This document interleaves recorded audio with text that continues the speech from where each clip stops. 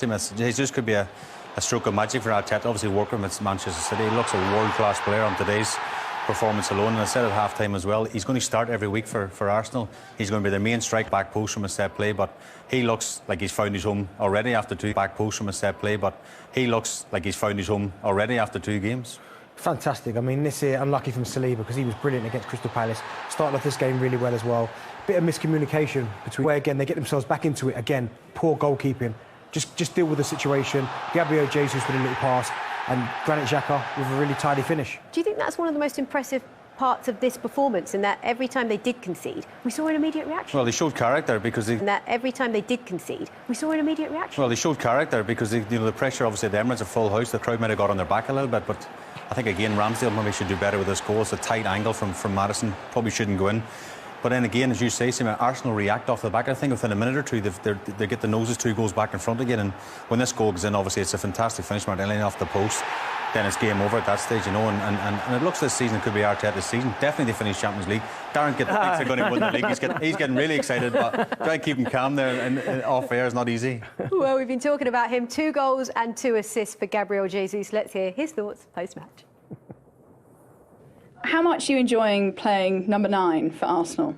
A lot, you know. I was not unhappy at it.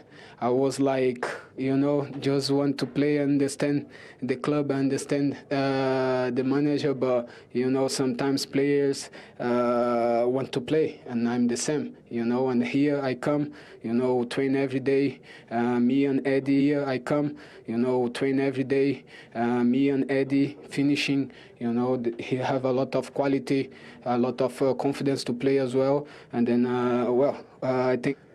What a great performance from Gabriel Jesus. OK, let's head to Southampton. And it was Leeds that got off to a really good start. Yeah, brilliant start from Leeds. And obviously, there's a lot of talk before the game about Hasenhüttl under pressure. 2-0 down, he was under even more pressure, but reacted second to pressure. 2-0 down, he was under even more pressure, but reacted second house. Southampton's a fantastic finish with Rieger. Near post run, Bentley, you would have loved one of them back in the day, but a fantastic ball in at the near post. And again, we talked earlier in the day about set plays, how important they are. I think this was good in as well, but he wasn't taking any chances right on the line and knocks in 2-0 up, and then Hasenhüttl's under real. Yeah, Joe, I like Rieger's finish here because the first one he could hit it, but he doesn't. He takes his time, composure, really good finish, and Southampton are back into it. I mean, Hasenhüttl, he can't question the spirit of his side because they lose this game. He's under real pressure, but they showed fighting spirit. Really good play there from Shadams as well. I think the defender really sells himself a little bit. He dives in, can't get there, but Walker-Peters keeps his composure. Really good finish, and they managed to get a point. So a really good home point for Southampton in the end. I think it'd probably feel like a victory when you're 2-0 down, definitely, Seema, for sure. Now, there was one incident in this. There was actually a penalty shout here. Now, it was 8 Nuri on D. Cordova-Reid, and it was definitely a clear-cut penalty, wasn't it? Yeah. And it was Mitrovic that stepped up to the mark, and you're going to see exactly what happened following that.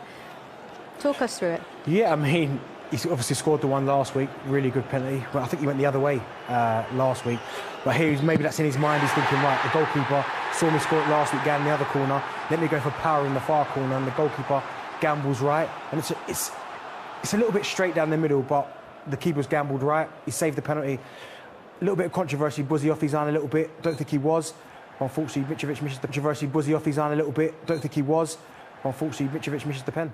I guess a lot of people are wondering whether he can recreate the form from the Championship in the Premier League. As you said, he showed it last weekend, but it's going to be a challenge throughout the course of the season. Yeah, I think he's a handful for any defender. I mean, you mentioned Jose Sarr, good credit for the penalty save.